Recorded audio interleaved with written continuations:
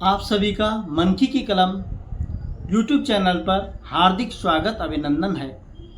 साथियों, आज हम फिर दोबारा सीरीज चला रहे हैं। अपने क्षेत्र की जानकारी, अन्य क्षेत्र की जानकारी, जो भी जानकारी हमारे पास रहती हैं, आप तक हम साझा करने का प्रयास करते हैं। हुआ यह है कि जब भी इतिहास लिखा गया तो राजाओं का लिखा गया, महाराजाओं का लिखा गया, लेकिन कभी प्रजा का इतिहास नहीं लिखा गया।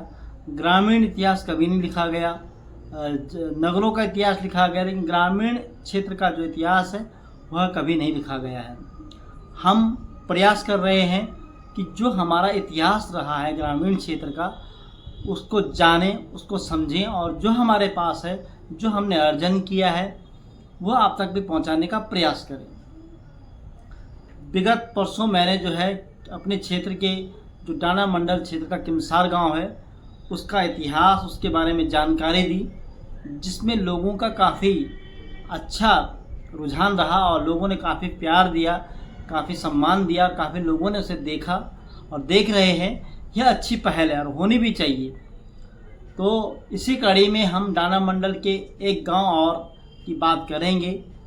उस गांव पे हम चर्चा करेंगे, उसका इतिहास जानने का प्रयास करेंगे और आप तक को बताने का प्रयास करेंगे।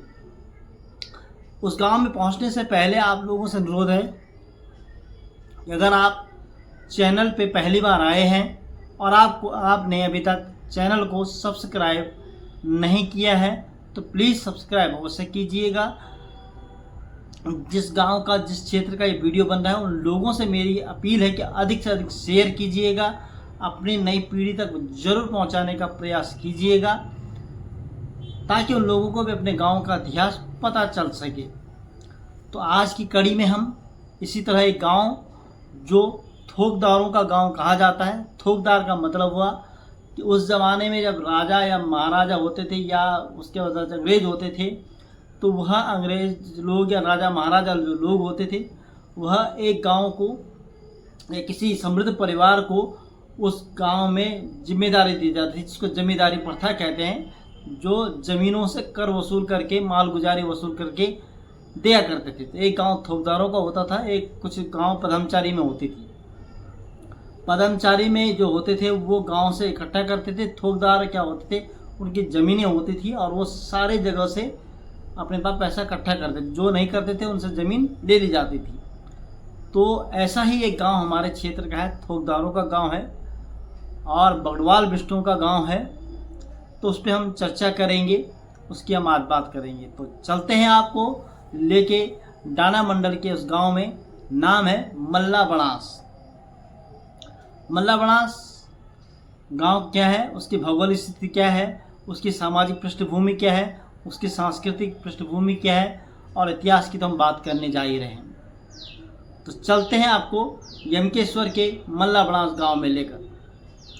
यमकेश्वर क्षेत्र के गांव के इतिहास में अगर हम बात कर रहे हैं, भौगोलिक स्थिति की बात कर रहे हैं, सामाजिक सांस्कृतिक इतिहास की जो हम जानकारी साझा कर रहे हैं, उस पहल में आज हम उत्तराखंड के पौड़ी गढ़वाल के यमकेश्वर ब्लॉक के अंतर्गत डाना मंडल क्षेत्र का गांव मल्ला बनास गांव, जिसे थोकदारों के गांव का भी कहा जाता है, के नाम से जाना भी जाता है, का वर्णन करने जा रहे हैं।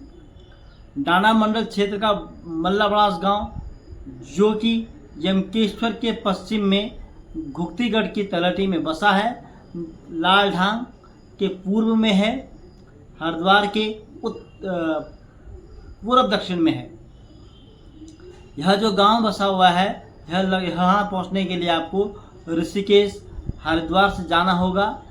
और डाना मंडल की जो रोड है, डाना मंडल को जो जोड़ती हुई रोड है, सड़क है, वह कौड़िया किमसार मार्ग पे रास्ते से आप जाएंगे। किमसार से मात्र 2 किलोमीटर पहले यह गांव है।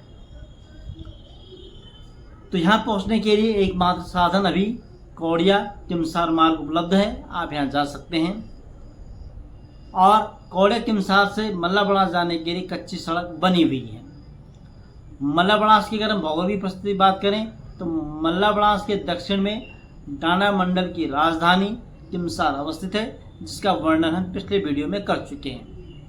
वहीं दक्षिण पश्चिम में मल्ला बनास का ही राजस्व ग्राम है जोगियाना, और पश्चिम में भूमिया किसार और कसाण गांव हैं, जबकि उत्तर में तल्ला बनास गांव है। अब हम मल्ला बनास गांव के इतिहास की ओर ले चलते हैं आपको।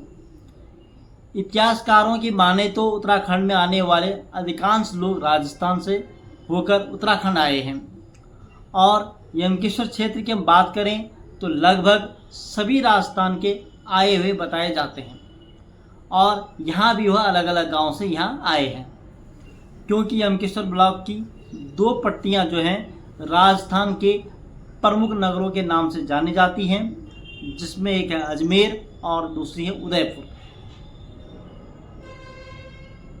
मल्ला बनास भी उदयपुर पट्टी का एक राजस्व ग्राम है। मल्ला बनास के लोग थोकदार लोग थे। थोकदार का आशय पूर्व जमाने में यह था कि वह लोग होते थे जिनके नाम जमीन होती थी और वह अन्य लोगों को जमीन खेती करने के लिए देते थे। मल्ला बनास में पहले 2 थोकदार आए, जिनका नाम बाघ सिंह बिष्ट था और शिव सिंह बिष्ट था। मल्ला बनास में पहले 2 जो थोकदार आए, जिनका नाम हमने बताया बाघ सिंह बिष्ट और शिव सिंह बिष्ट। ये यहाँ पे क्या होता था कि पहले जमीन को दान देने की परंपरा रही है, प्रथा रही है। उसी प्रथा के अनुसार, उसी परंपरा के अनुसार यहाँ भी इन थोकदारों ने अपने गांव में पंडितों को बसाने के लिए पोखरियाल जाति के लोगों को बसाया, और मरोड़ा जो गांव बसा हुआ है वह भी थोकदारों का ही गांव है। मल्ला बनास का गांव था, वहाँ पोखरियाल जाति हमारे केवल मरोड़ा में है, और ये अपने साथ लेके आए थे, तो इन्होंने यहाँ बसाया और भूमि यहाँ दान दी। तो मरोड़ा गांव की जो ज़मीन है जो दान में दी गई है वो पोखरियालों को दी गई है, और कुकरेती जाति को फिर पोखरियालों ने दिया। कुकरेती जाति के लोग जो मरोड़ा में हैं वह जसपुर ग्वेल के आए हुए हैं, उनको बाद में वहाँ बसे। खैर, तो हम बात कर रहे थे कि जो हमारा दिभोगी ग्राम सभा का जो मरोड़ा गांव है पोखरियाल पंडित को दिया था इन्होंने वहाँ जमीन दान में। आज भी मरोड़ा गांव वालों की जो इष्ट देवी है वो मेदिनीपुरी है, जबकि उसी का प्रतिरूप मल्ला बनास में भी मेदिनीपुरी देवी है। मल्ला बनास के बिष्ट परिवार मरोड़ा में निवास करते थे। बाद में जब पोखरियाल जाति के पंडित लोगों ने दान कर दिया तब वो मरोड़ा से मल्ला बनास आ गए। ऐसा भी एक जनश्रुति मानी जाती है, कही जाती है। लेकिन मल्ला बनास की ज़मीन वास्तव में मरोड़ा रही होगी, और उन्होंने पंडितों को दान मरोड़ा में दी है, जो दूसरे लोग कहते हैं।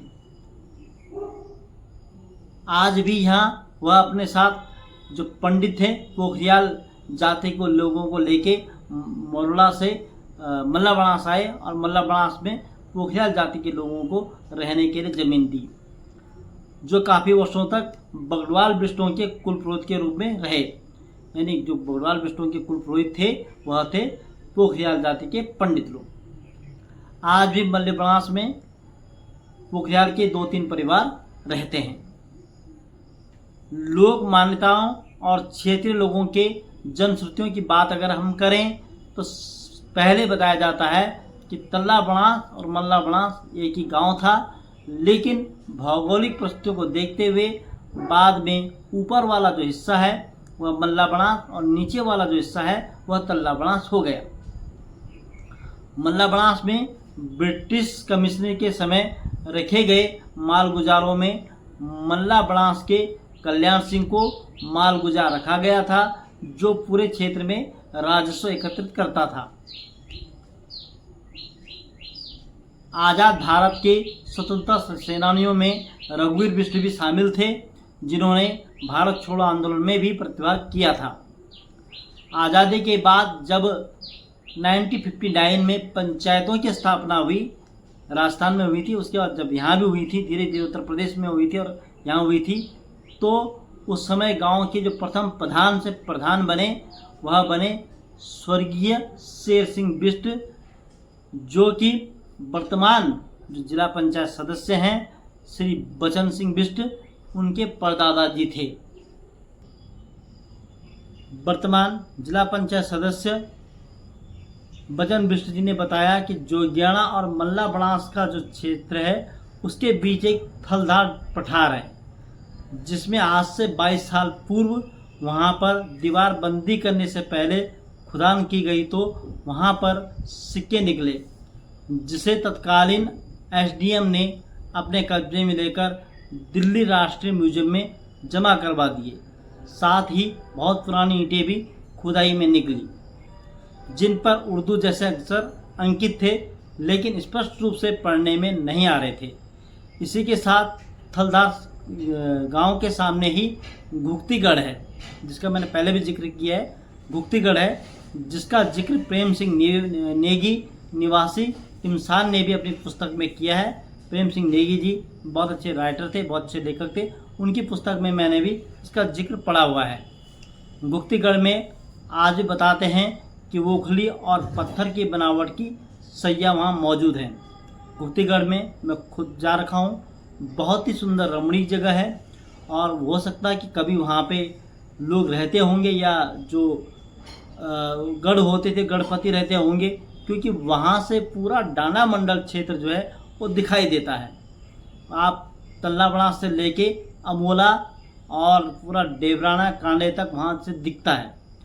तो इससे स्पष्ट होता है कि वहाँ से नज़र बनाए रखने के लिए वहाँ पे कभी जरूर गढ़ रहा हुआ करता होगा, ऐसे स्थानीय निवासियों का मत है। लेकिन इसके पूर्ण ऐतिहासिक प्रमाण उपलब्ध नहीं है, जिससे हम ये नहीं कह सकते कि यहाँ पे वास्तव में गढ़ रहे होंगे। हम मात्र ऐसा कह सकते हैं कि जिस तरह की वहाँ की भौगोलिक परिस्थिति है उसके आधार पे हम मात्र कह सकते हैं, लोग कहते हैं।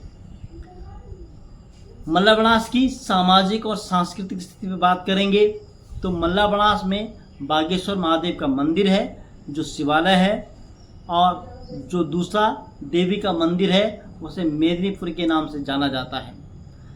बागेश्वर महादेव के मंदिर के बारे में कथा है, कहा जाता है कि यहाँ पे सावन के माह में जो भी शिव भक्त बड़े श्रद्धा भाव से पूजा पाठ करता है उसको उसके फल की प्राप्ति अवश्य होती है। और यह क्षेत्र का सबसे प्राचीन सिद्धपीठ भी माना जाता है। धारकोट के बाद यहाँ पहले शिवालय में पाठ करने के लिए जगह जगह से लोग जाया करते थे और आज भी जाते हैं। गांव के अगर हम प्रवेश द्वार की बात करें तो प्रवेश द्वार पे यहाँ पे सेमल का पेड़ है, और यहाँ पर लगभग पूर्व में 90 परिवार रहते थे, लेकिन पलायन की मार से आज लगभग 40 परिवार वहाँ पर निवास कर रहे हैं। मल्लाबनास में मुख्यतः बगड़वाल बिष्ट लोग रहते हैं, पोखरियाल जाति और कुछ परिवार अनुसूचित जाति के निवास करते हैं। यहाँ का जो वन देवता है, जो क्षेत्रपाल देवता है, वह है भूम्या देवता। अगर हम अर्थव्यवस्था की बात करें मल्लाबनास गांव की, तो मैंने जैसे ही बताया कि मल्लाबनास गांव थोकदारों का गांव रहा है। इसका मतलब इनके पास पहले और अभी भी काफ़ी ज़मीनें उपलब्ध हैं, और इन्होंने जगह जगह ज़मीनें दान भी दी हैं। लेकिन आज भी मल्लाबनास में ज़मीनें उनके लोगों के पास काफ़ी हैं, अब भले ही कम हो गई हैं। लेकिन 1952 के भूमि बंदोबस्त अधिनियम के तहत खैकरों को ज़मीन उनके नाम कर दी गई। ताल, खैराना, कांडा खाल तक मल्लाबनास के लोगों की थोकदारी होने के कारण यहाँ ज़मीनें थीं। मल्लाबनास की आज़ादी के बाद भी कृषि और पशुपालन प्रमुख रूप से आजीविका का साधन रहा है। मल्लाबनास की उड़द और गहत की उपज के लिए पूरा डाना मंडल और ताल घाटी में सर्वाधिक प्रसिद्ध रहा है। यहाँ उड़द की दाल वास्तव में सबसे स्वादिष्ट दाल और सबसे अच्छी दाल मानी जाती थी, मल्लाबनास की उड़द की दाल। यहाँ की उड़द और गहत की मांग पूरी क्षेत्र में होती थी। इसके अलावा पारंपरिक खेतों में झंगोरा, मंडवा, तिलहन बहुतायत मात्रा में होता था। अब पलायन के कारण खेती सिमट गई है, लेकिन थोड़ा बहुत खेती वर्तमान में भी हो रही है। वर्तमान व्यवस्था की बात करें, मल्लाबनास ग्राम सभा में रोजगार हेतु मशरूम केंद्रों का निर्माण किया गया है। पॉली हाउस बने हुए हैं, बेमौसम जो उत्पादन के लिए बने हुए हैं। ONGC से वित्तीय मदद से कृषि विभाग से गांव के लिए तार बाड़, सिंचाई हेतु पानी का टैंक उपलब्ध है।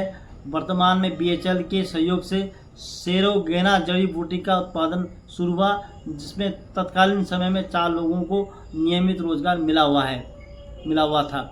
इसके साथ में ही गांव में वेलनेस सेंटर बना हुआ है, सीसी मार्ग है, यात्री शहर है, पेयजल टैंक, गांव में टाइल की सड़क एवं पुस्तकालय भी यहाँ पे बना हुआ है।